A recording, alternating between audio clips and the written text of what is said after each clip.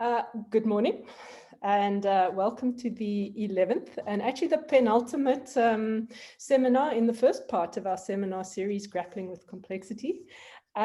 We have one more presentation next Friday, and then we're going to enjoy what is for us anyway in South Africa, our winter break. And we will reconvene for the second semester, our second part of our series on July the 30th, when we're going to look forward to a really great start with Jean Bolton's presentation on complexity as process. So what I'm going to do is just do my best to share a screen with you, do the usual. Let's get that going.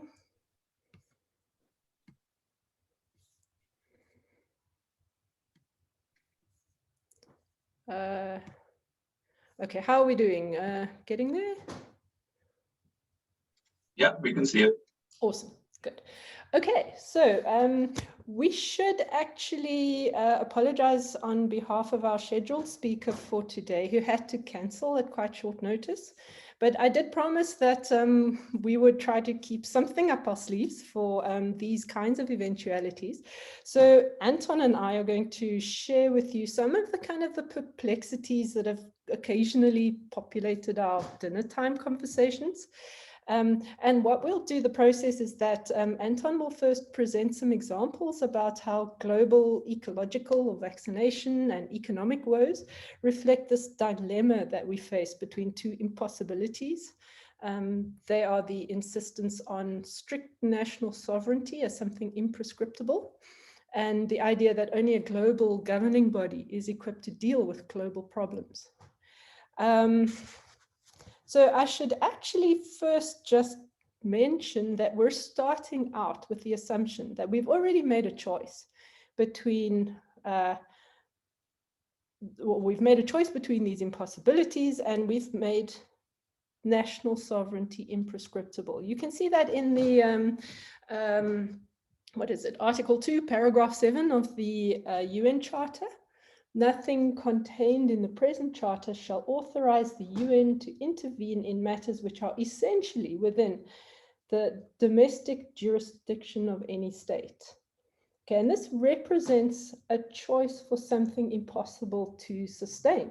So what I'm going to do after Anton has presented these examples is just outline Derrida's plural logic of the aporia.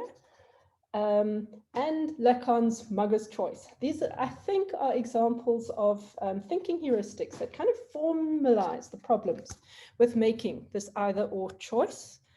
And I'm hoping to make the case, really, that these are philosophical heuristics that link up with complexity as process. I'm trying to connect us to what we're hoping to hear from Jean Bolton and what we've heard a little bit from Rika last week, that complexity demands a processual mode of thinking. And I think that the resolution that both of these heuristics demand is a processual mode of thinking. So I'm kind of interested to try to tie these two ways of thinking about complexity together in that way. Once we've done this, once I've actually presented the formal kind of logic, then we'll go back to Anton's examples, and Anton will kind of try to show what this processual thinking might mean practically in relation to those examples. Okay, so let's start with the examples, and I will hand over to you, Anton.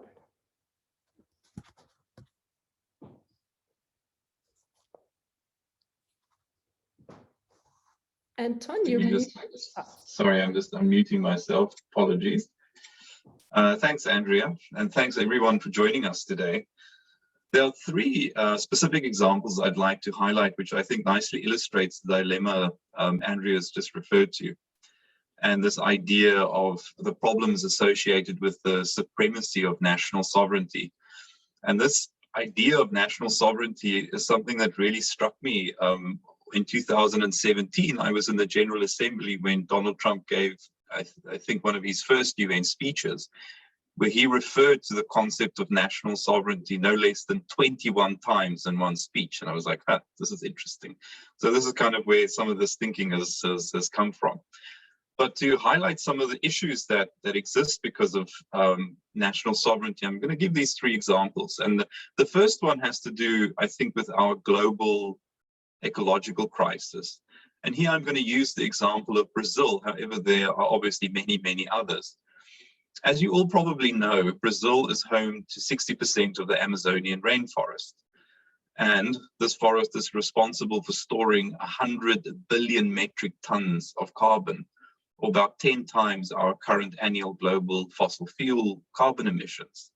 It also plays an important part in regulating the world's oxygen and carbon cycles. It produces roughly 6% of the world's oxygen. However, since 1980, the Brazilian rainforest has lost almost 20% of its size. That's roughly the surface area of Sweden. And this is a problem that's recently been exacerbated by illegal logging, soy agriculture, and cattle ranching. A situation the current president of Brazil, Jair Bolsonaro, seems reluctant to address. Bolsonaro, who is a climate change denier, during the unprecedented forest fires of 2019 and 20, essentially told the rest of the world to butt out and that the Amazon rainforest belongs to Brazil. This despite offers of help from the international community. It is now believed that these fires were allowed to happen to clear land for agricultural purposes to aid some of Bolsonaro's political allies. The rest of the world can only stand by while an ecosystem of global importance is recklessly exploited by a few individuals hiding behind national sovereignty. There are, of course, other nations guilty of the same. China, for example, employs an international fleet of industrial-scale fishing trawlers responsible for overfishing the world's oceans. We here in South Africa are not exactly innocent either, being the largest carbon polluter in Africa. But the fact remains we're dealing with essentially what is a global ecological crisis, and the choices that we make locally affect everyone.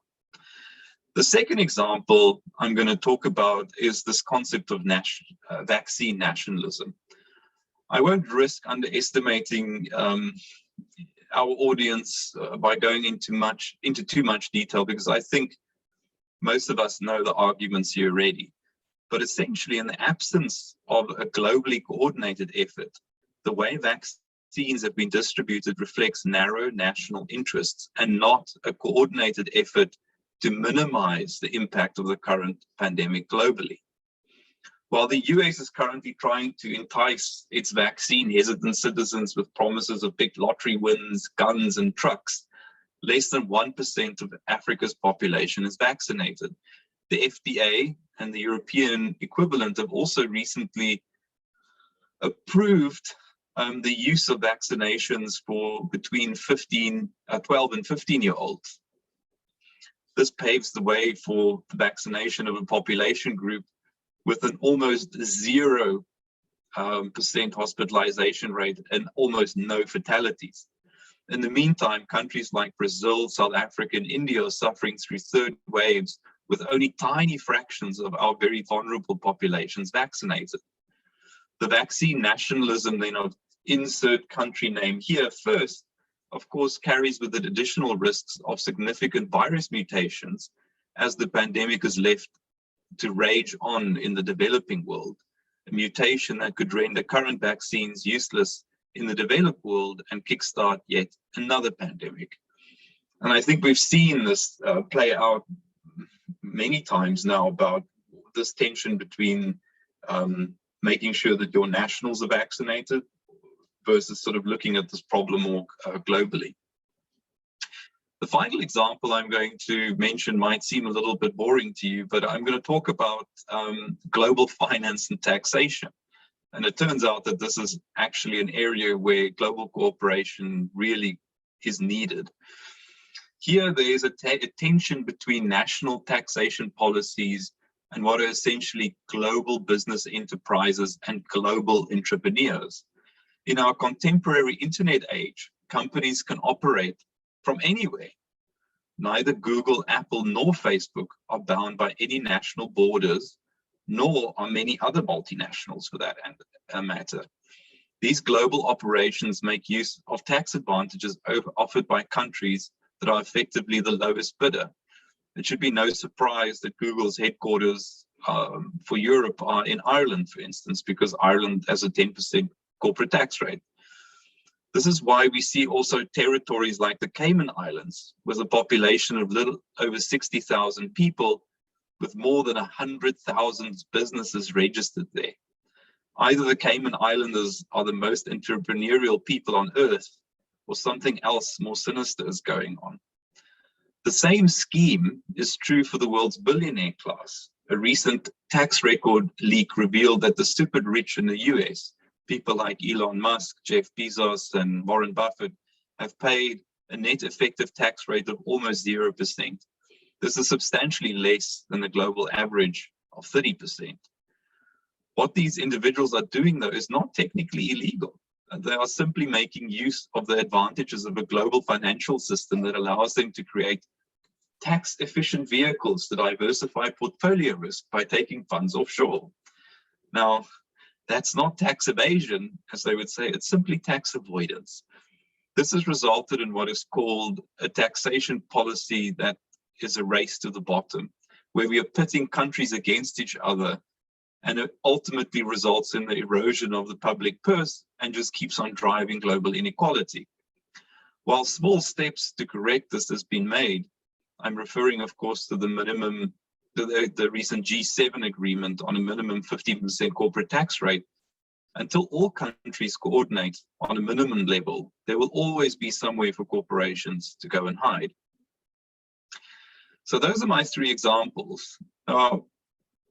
You can see sort of embedded in this is the idea that these things need to be globally coordinated. Now, the temptation is to kind of run to the other extreme and to say that, well, shouldn't we have some kind of global authority that governs the ecology, the world's financial system, and how we do global health and pandemics? That some international institution should be given the authority to intervene. However, I think we've all read enough sci-fi books to realize that this comes with a significant risk of a dystopic future. It is not difficult to imagine the rise of an authoritarian global government, not unlike what we see in China. So we seem to be caught between these two extremes. On the one hand, the current supremacy of national sovereignty, and on the other hand, the impossibility of a benevolent global government. Andrea?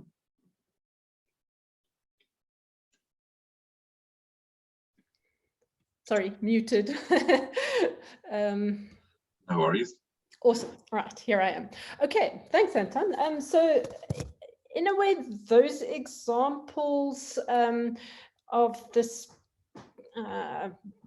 place where we're caught is something that I believe very strongly that one can formalize using philosophers like Derrida, like Lacan.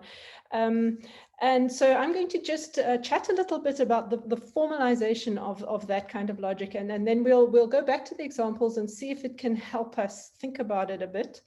Okay, so if you think about it, because we've chosen to make national sovereignty imprescriptible, there is, as Anton said, absolutely nothing illegal about vaccinating nationalism, or the example of using national territories as kind of tax havens, or Brazil's right as a nation to decimate its rainforests.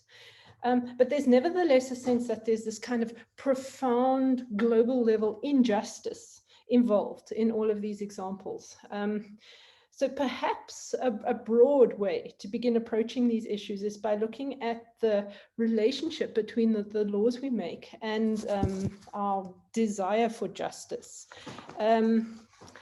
I do think that the complexity of this relationship helps us approach what Derrida means by the plural logic of the aporia, and that's the logic that I'd like to discuss here. But I should kind of mention that Derrida insisted that we ought to be guided by an interest in justice, and I'm taking justice here to just be a broad, everyday sense of fairness. So justice means that all entities get what they fairly deserve. And I have to just mention beforehand, in a broad sense, that Derrida is not a Nietzschean in this respect. So as far as I understand things, Nietzsche through Zarathustra actually came to question this very assumption that there should be justice. I mean, that's an assumption that is underpinning our sort of resistance to the idea of imprescriptible nationalism. We do think there should be justice. But Nietzsche questions our very desire for justice. I mean, for him, a condition where full justice prevails as kind of perfect fairness would actually be suffocating. It speaks of equilibrium, of satisfaction, of perfect orderliness. It would be a static condition for him of living death. And by contrast, this disorder of injustice is necessary for vitality, for life itself. So injustice is not something to be avoided. Instead, it should be kind of accepted and affirmed as vital to life, perhaps celebrated, perhaps even created. So the question from a Nietzschean point of view would be, well, what's all the fuss? Why are you so upset about the feeling that there is injustice? It's actually something you should accept. It's tricky here. I think I would actually agree, and I think Derrida would also agree, that a condition where full justice is present would suffocate us to death. And I think there's something, though, subtly and importantly different about Derrida's attitude to Nietzsche's anyway. So he doesn't think we actually need to question our desire for full or complete justice. Justice, even in its kind of fullest manifestation, would never be suffocating because it just isn't possible. It just cannot ever be at all. And I think that's something that one has to keep in mind very much when you are trying to understand the kinds of heuristics for thinking that Derrida is talking about. Complete, absolute, full justice is impossible in a condition of ontological complexity. So in other words, in a world that is evolving, that is perpetually in process, you will never be able to instantiate a condition of perfect justice, perfect fairness. So you can happily desire absolute justice without any risk of it ever becoming suffocatingly present. It's a subtle change, but it's actually quite important. It means that instead of, like Nietzsche, maybe just giving up on justice and celebrating the necessity of injustice, it's actually better for us to desire full or complete justice, even if it's impossible to achieve. So the obligation there, the ethical obligation, is different. It means that you commit yourself to keep on resisting existing injustices and trying to remedy them without ever expecting there to be any end goal to this process. So it's a processual way of thinking. I like it. And I think that the plural logic of the aporia is a way to formalize the logic of this perpetual processual engagement with justice that has no end goal in sight. So just very briefly, this is how it works. I think I've probably also just gone further than my slideshow. Okay, so let's have a look at how it works. Here we go. So for Derrida, there's always possibility, necessity of an economic mindset. You can always interpret any phenomenon in economic terms, where you place emphasis on the cosmic, orderly aspect of being, to settle on specific meanings for kind of precisely delineated phenomena, for example, to expect predictable returns on investments. All of that is to operate according to this economic mindset. In human ethical life, its metaphor is law. And in this metaphor, you can read order, security, precision, predictability, control, knowability, and so on. Looked at economically, we would insist that there's absolutely no possibility of achieving justice without law. The very way that we try to achieve justice is through a co-created, communal, trusted system of laws and contracts, arrangements, deals. I mean, justice only happens if every citizen submits himself or herself to this legal system and contributes actively to making and maintaining and improving the legal system. That's Kant. The assumption that our legal systems may not yet be perfect, but we keep working out ways to improve them. We make them more comprehensive, more representative, more sophisticated. And the idea is that if you work hard enough, if we all commit honestly to this, we can ultimately work out a set of regulations that covers all of us and is fair in the sense that each individual globally gets what he or she deserves. The kind of dead end or aporia of that way of thinking would be that if you were to get to a system where there was possibly a law or a rule for absolutely everything, you kind of kill off the possibility of thinking, you replace thinking by calculation, you replace the necessity for decision, all you do is apply rules. There's no room for freedom, there's no room for chance, contingency, no room for the unexpected. And that kind of ideal, if you want to call it that, just doesn't match a complex reality that is perpetually in process. So you might think, okay, that's not the way to think about things. But for Derrida, there is always next to that, not taking over from it, but next to it, an economic mindset. It's equal. It's a way of interpreting any phenomenon which places emphasis on what in it is chaotic or disordered. It pays minute attention to kind of differences, deviations, exceptions, and it emphasizes the unruly, unpredictable factor that threatens to kind of disrupt and destabilize all that is systematic. So in human ethical life, its metaphor is freedom.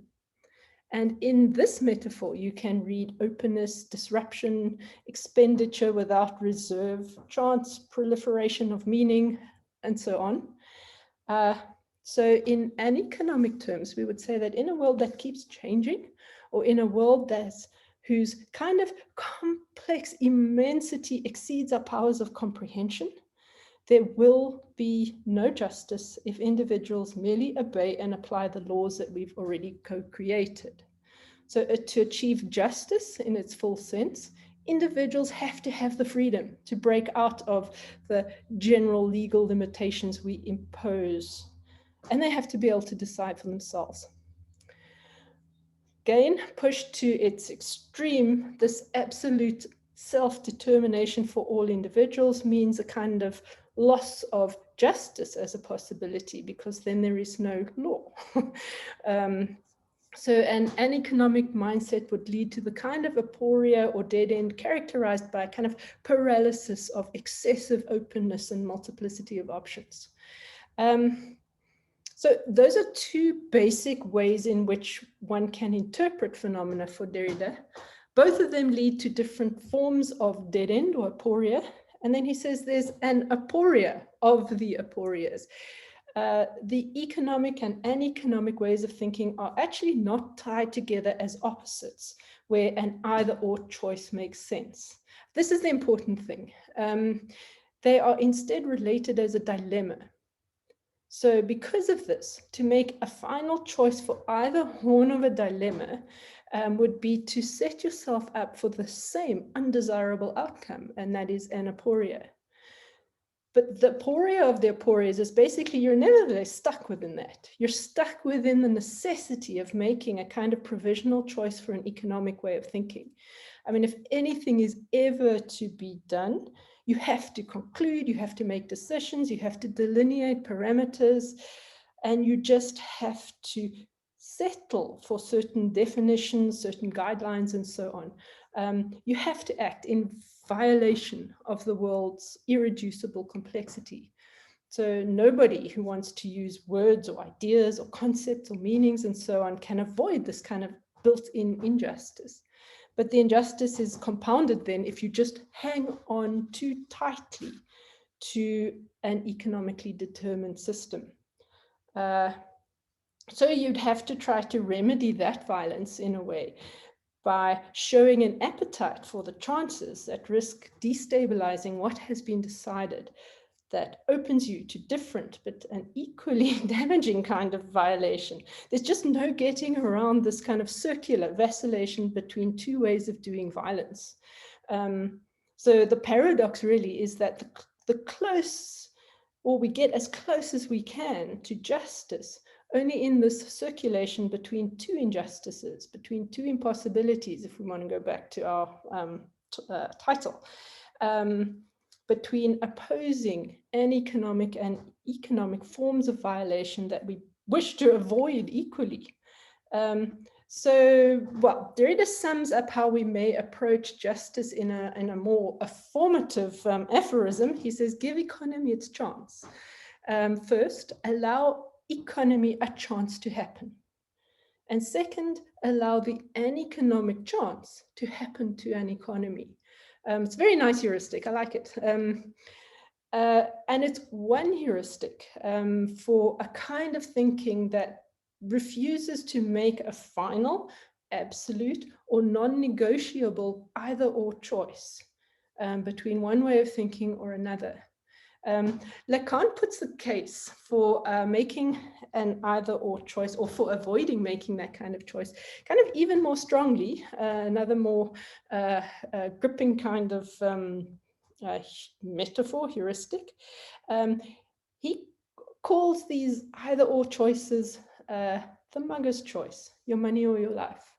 The mugger's choice is no choice at all, obviously, because whichever you choose, again, it's a dilemma. Whichever you choose, you precipitate a lose-lose outcome.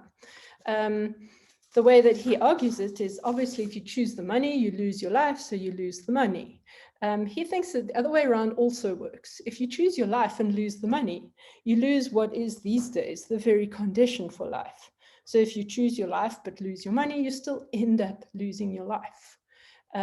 So in a similar sense, if you choose to submit yourself to kind of community level law, general law, and all of the security features that go with that, then you lose individual freedom. But the loss of individual freedom poses a threat to the security of a global legal system. So a hard, rigid, inflexible, intractable system of rules, it invites its own collapse. If you choose for individual freedom, in other words, anybody can suspend the law at will, then you lose that security of law. But the loss of security threatens individual freedom. In a kind of a lawless state, nobody is safe enough to be free. So again, the question can never really be about either submitting to law or claiming individual freedom. It must be about how to avoid making any final choice between the one or the other. So that's an absolutely lightning speed dash through the kind of formalization of a kind of thinking that refuses us the comfort of making final, absolute, or non-negotiable either or choices. To bring it back to our examples, if you think of the nation as a kind of individual writ large, and the choice for national sovereignty as a choice for individual freedom, that is the freedom to create the law for one's own national territory, autonomy. By contrast, if you think a global governing body would represent a choice for global security, then it looks like we've already made the mugger's choice by choosing to make national sovereignty imprescriptible with its attendant threat to global security, which we are seeing now as a threat to national sovereignty. So can we think of a processual thinking prescribed by the plural logic of the aporia as an alternative? Not sure, but I'm going to hand over responsibility to chat about that in relation to our examples to Anton. So yes, back to you, Anton. Thanks, Andrea. So it seems like we have to get comfortable in living between the space of a rock and a hard place, that there's no real solution. But if I'm hearing you correctly, Andrea, that we are kind of left in this paradoxical space where we have to choose the supremacy of either national sovereignty or global governments, and that is fundamentally a mugger's choice. So national sovereignty is likely to lead us down an ever narrowing road of national self-interest in the face of what are now global interconnected challenges like our ecological crisis, global capitalism, pandemics, along with ever diminishing natural resources. On the other hand, I think we can all agree that a global government over the long run risks leading us down the path of tyranny, either the tyranny of the majority, tyranny of the technocrat, or whatever else one can imagine that will likely negatively impact our freedoms. However, following on from what Derrida said, and given the global interconnected nature of our wicked problems, we may have to give economy a chance in the form of some kind of global governance, and then at the same time allow the economy a chance to happen to this economy. So I guess then it's left to our imaginations to kind of think about what this would look like in practice. And I'll share with you maybe what one of those imaginative interpretations could look like. Maybe it means that we need to expand the powers of an organization like the United Nations to be more prescriptive about global environmental regulations, the handling of pandemics, taxation, etc., in a way that pierces the veil of national sovereignty. Of course, this would mean that we would have to update the now 76-year-old UN Charter to better reflect the challenges of today.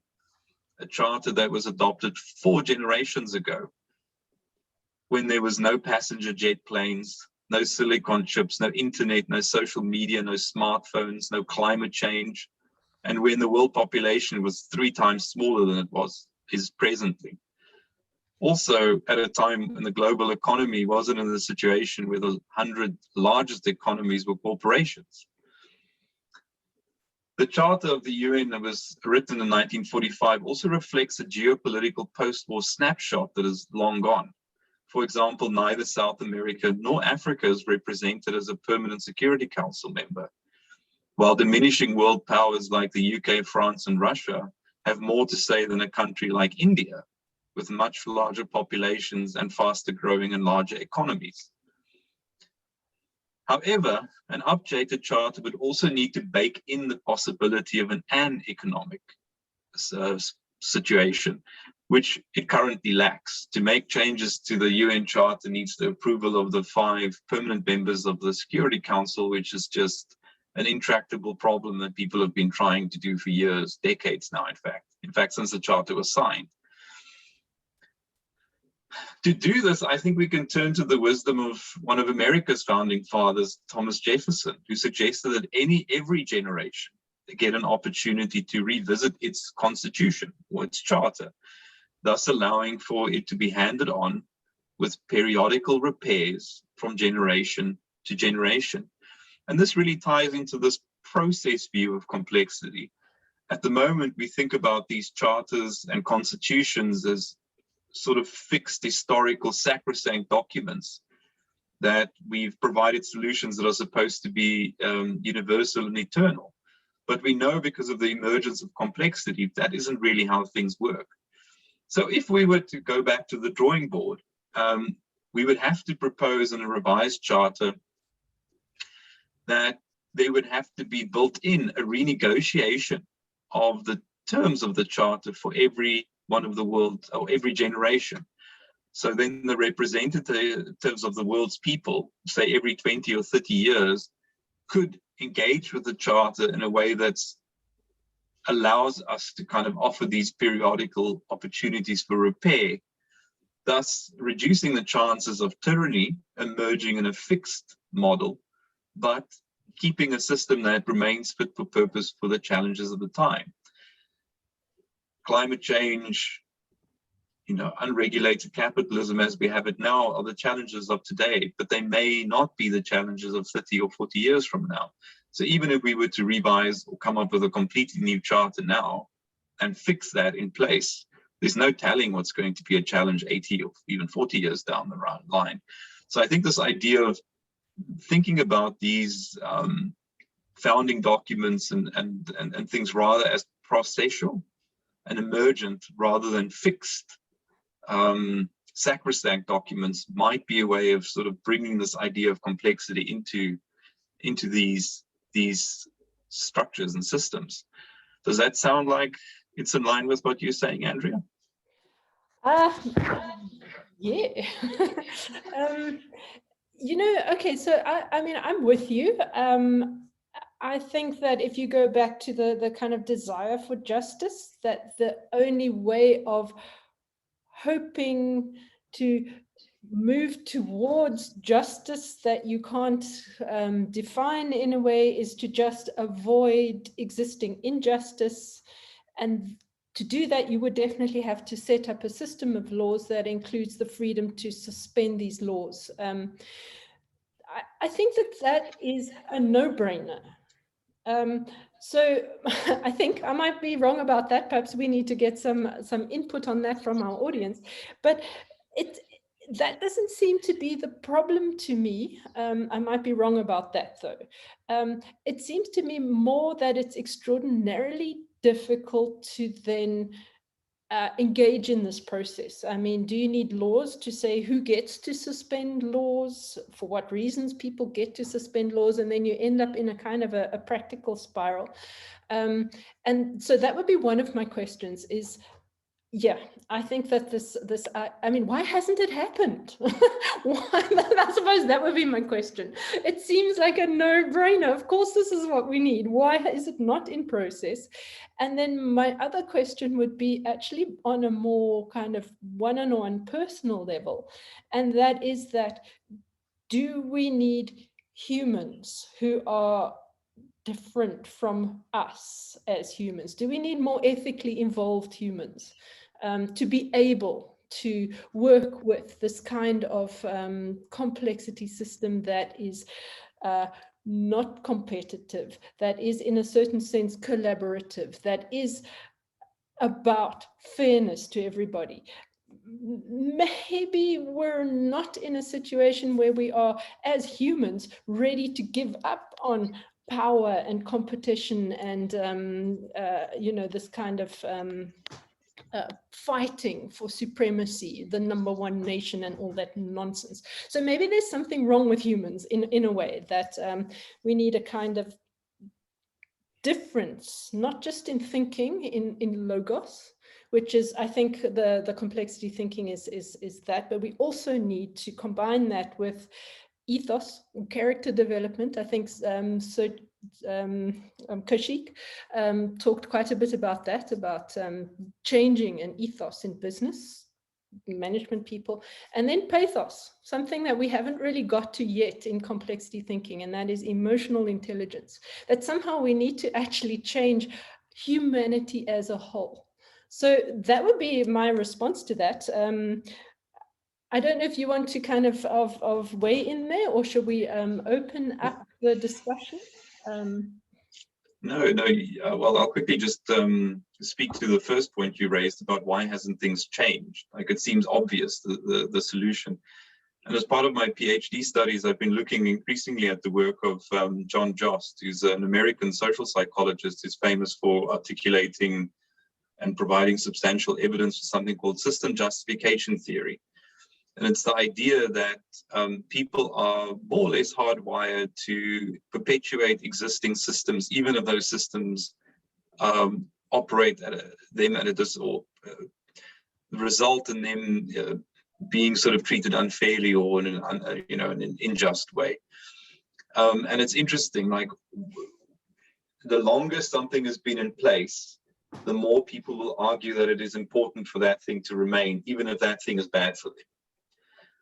So there's something about our hardwiring that's interesting. That's not something that applies to everything, and the work of Jost and others are trying to kind of untangle that. And there's certain kind of neurobiological reasons why some people are more prone to want to just perpetuate existing systems than others. But that's one of the things. Is once something has been set, embedded, it's quite difficult to get people to do something else, even if that something else is better. But Okay. let's open it up for some Yeah. questions and There's a question from Vulindlela which relates almost exactly to what you've been chatting about now. Vulindlela, do you want to open up and continue the conversation? Sure, thank you. I'm not going to turn my camera on, unfortunately, sorry. But I hear what Anton is saying completely, and I think as you were talking, I was thinking about all the modes in which we establish ourselves, the structures and so forth that we operate by. The most basic, I suppose, being religion and something like that. And so when you move into governmental policy and things like that, we tend to think of, and I'm coming from exploring things like diasporic subjectivities, nationalism, how we define ourselves as people, how it is define ourselves in terms of our identities, the very cards that we hold and things like that.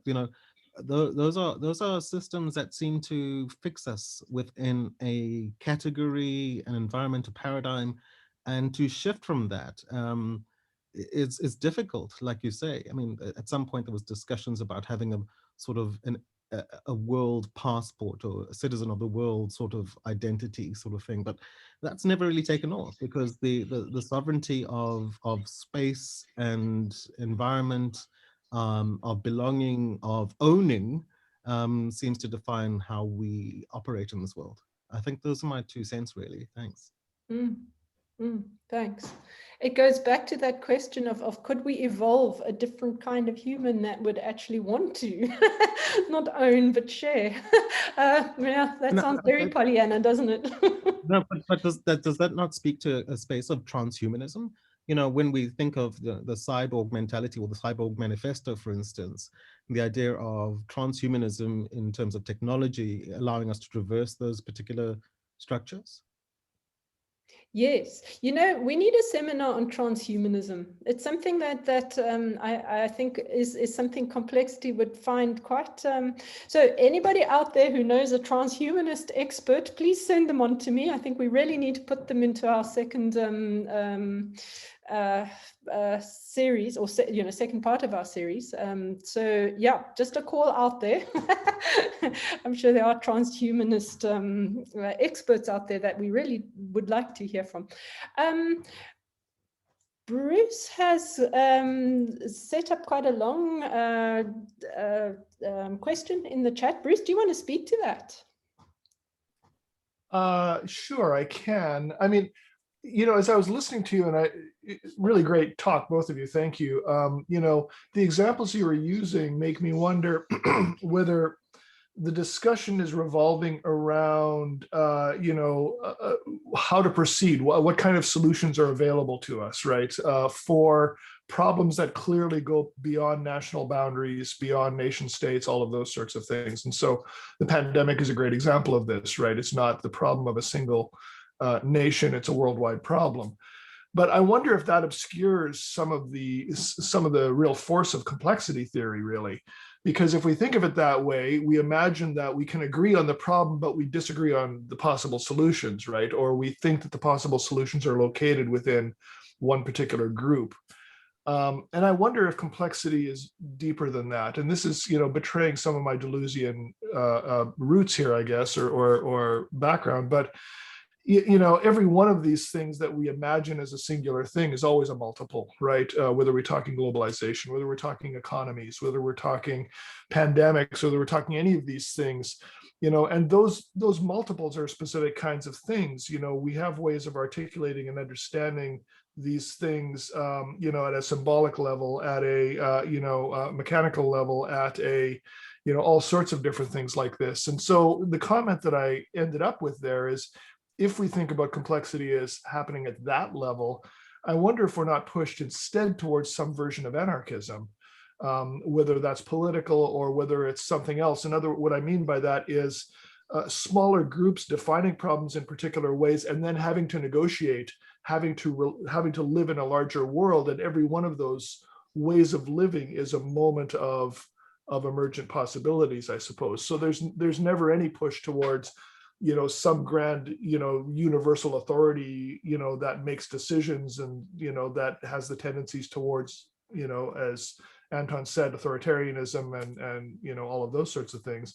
It's rather a much more grassroots sort of thing that evolves many different kinds of solutions. And with something like the pandemic, that's a scary idea, right? Because we feel like, well, if we don't get on top of this, it's going to get out of hand and flare up, and lots of people will die.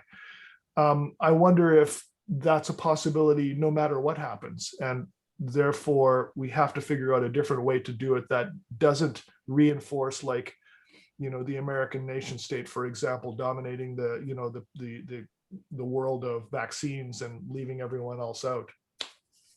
So there are a lot of different kinds of anarchism. And I'm not advocating it as a personal philosophy. I'm saying, what if that's an option that's not considered if we only focus on solutions rather than questions? Okay, interesting. I wanted to push this across to Anton, but just because I don't have the facts and figures in my mind, but I do remember a conversation, and I'm hoping it was a conversation with Anton and not somebody else, in relation to our kind of, what should we call it, our energy production anarchism, in a way, where we in Africa each have to somehow produce or we're becoming more and more kind of individually insular in a way. We're each producing our own kind of electricity outputs. We're each getting our inverters to make sure that we cope with load shedding. We're each getting our little windmills to make sure that we've got electricity, etc., etc., etc. So every single little unit is producing some kind of energy making equipment, and that is, I don't know, 100 times more inefficient than if we had all just paid together into an overall body that would produce our energy for us. Anton, was that a conversation we were having? It was, yes. Your memory has not yet failed you. I mean, to Bruce's point, I think there are some good examples of where sort of very local solutions make absolute sense, perhaps in things like education policy or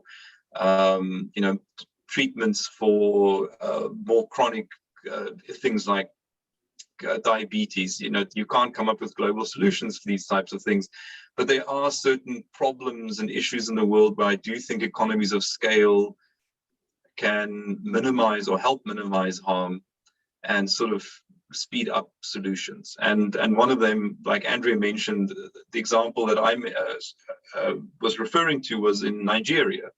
A friend of mine worked for McKinsey's consulting, was sent to Lagos to go and do some research on their energy production in that country and to try and figure out how they could sort of work things towards scale. And it turns out that people who live in Lagos and in a lot of Nigerian places are responsible for their own energy production because they can't really trust their government because of corruption and various other sort of political problems that they have there. But the net effect is that Nigerians have got an energy production system that is far, far less efficient than if they had pooled their resources to bring something that produced energy collectively. It pollutes more. It's more expensive for every individual household to get an energy supply. So while I agree with you, Bruce, that there's certain things that sort of make far more sense at a local level, there do seem to be some things that we do benefit from by thinking at a sort of a slightly larger scale. Now that scale may not be the global level. It might be some other kind of macro level, but there are advantages to kind of taking things up a notch, if that makes sense. So just to add into that, it would be in a way that if you're thinking of complexity, it wouldn't be moving towards a solution that is at a kind of more anarchic, individual, splitting up of tiny little solutions and tiny little kind of understandings of what problems are, and you wouldn't be moving towards that, and you wouldn't be moving towards maybe a global level solutions. You'd have to somehow negotiate both all the time. Maybe there would be some sense in which there are global level kind of, I don't want to call it solutions because there's never such a thing as a solution, but global level, what should we call it, interventions in relation to taxation and some of those examples that are absolutely necessary without that being the only way in which one does things. There could be sort of maybe national level interventions, there could be local level interventions. And one wouldn't go for one option or the other, but a combined vacillation between all of them. I don't know if I'm babbling, maybe I'm not making sense there. No, it's good. Are there any other questions? Anybody, or comments for that matter? Mark, would you like to speak to your... Are we hearing Mark? I don't. Okay, I don't see. I'll read out Mark's question and then maybe you can speak to it. So Mark says, certainly we are not either at an end of a binary spectrum. Our global reality is the superposition of both the economic and uneconomic. Consider the internet overlaying nation states. Consider cryptocurrency and banks. Consider the glacial advances of cultural colonialism against efforts to reclaim local cultural currency. So I guess if I'm reading this correctly, Mark, it seems that you're saying that there's more than just this binary. I mean, in the realities of the world, is you're absolutely correct. There's not just globalism and national sovereignty. We're already seeing the emergence of things that sort of supersede national sovereignty. I mean, cryptocurrency is a great example. It's borderless, it's anonymous, it can go anywhere at any time. It's almost, some say, at the foothills of upending the current financial system. And certainly I saw one of the Central American countries recently adopted it as an actual currency. So you can pay for goods and services. I think it's El Salvador using Bitcoin now, which is an interesting development. So yeah, I mean, then I suppose if you go back to the initial argument that we're trying to make, is that certainly in a world in which the kind of the more global kind of reality is superposed, we need to then start changing our formal legal systems, I guess, our formalized bodies like the UN. One needs to adapt them to keep up with a global reality. I guess that would be and one of the things that one would have to make a radical change in is this idea of national sovereignty. That is not a concept that fits with the idea of there being a more global kind of manifestation of all sorts of different kinds of things. Am I right about that? It's certainly increasingly difficult. I mean, finance operates at a global level. Things like cryptocurrency operates at a global level. Even the crime networks that exist nowadays operate at a global level. And yet all of our legal systems, for the most part, are still very much articulated at national levels. And so you've got, you just have the wrong tool for the job. And so we've been trying to amend and sort of creating these international bodies to deal with these things. But because of the supremacy of national sovereignty, we get things like the Paris Climate Accords, which is an attempt to get nations to really seriously address our ecological challenges. But if you go and read the terms of the accord, it's like countries make a commitment to stick to the accord. There's no obligations to do so. There's no penalties if you fail. So, you know, it's really just a system that operates on good faith. And unfortunately, good faith goes out of the window fairly quickly if there's any challenges that a particular country faces. South Africa being a great example. We've got our power crisis here at the moment. We're very unlikely to stick to our commitments to the Paris Climate Accords because we want electricity sorted out here, which means there's going to be all sorts of probably fossil fuel solutions that are going to be rolled out that is not in line with us working towards carbon neutrality by 2050. Anton, Brenda says the discussion embodies the aporia, doesn't it? Unfortunately, teaching duties call. Thanks for the thought-provoking presentation and discussion. The fact that the largest economies are not nation states, but corporations is a case in point. So would it make any sense to then treat corporations as nation states as well? Or do we need just some other kind of thinking?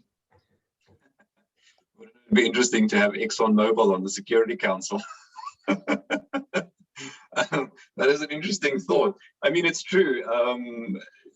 I think 53 or 54 of the world's largest economies now are corporations, not countries. And you have companies that employ more people than the populations of a lot of the world's countries.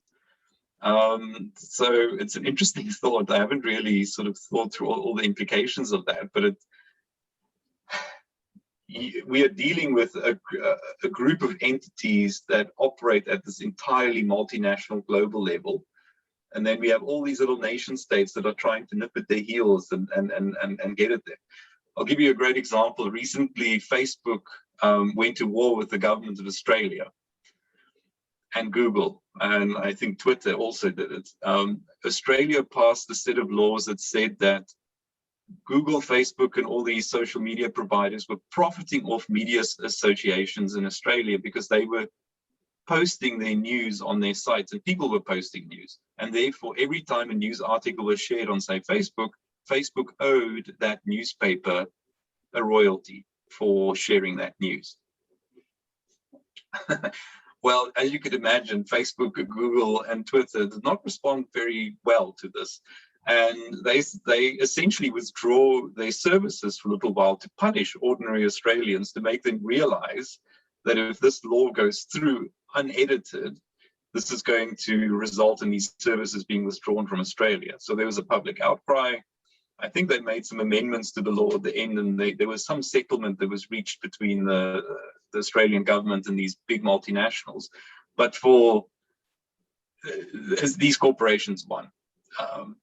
And so it's interesting to kind of see how these things are much bigger than any nation state. There's just nothing an individual country can do to regulate these massive organizations. They will destroy you. So speaks the need, oh goodness me, I don't know why I'm even saying this, but like a kind of, ethical re-education of humans, but that isn't going to happen. So, I mean, Mark has a question here. He says, do we learn to better live with attention?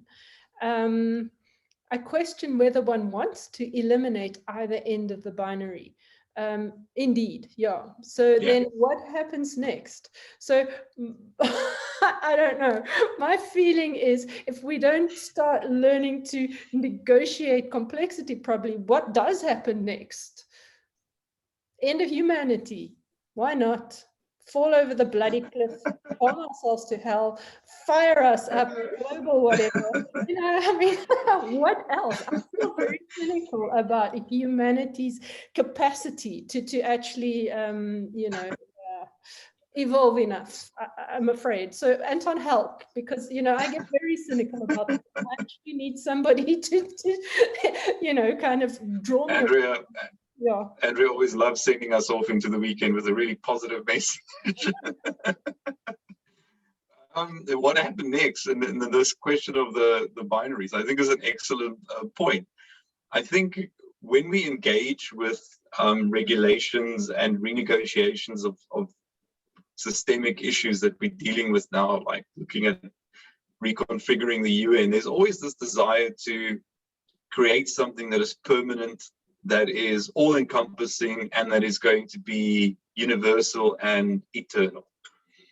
I think that is something we just absolutely have to eliminate from our minds, is this idea that we could write and conceive of ideals, values, notions that will be true today just as much as they will be true 100 years from now.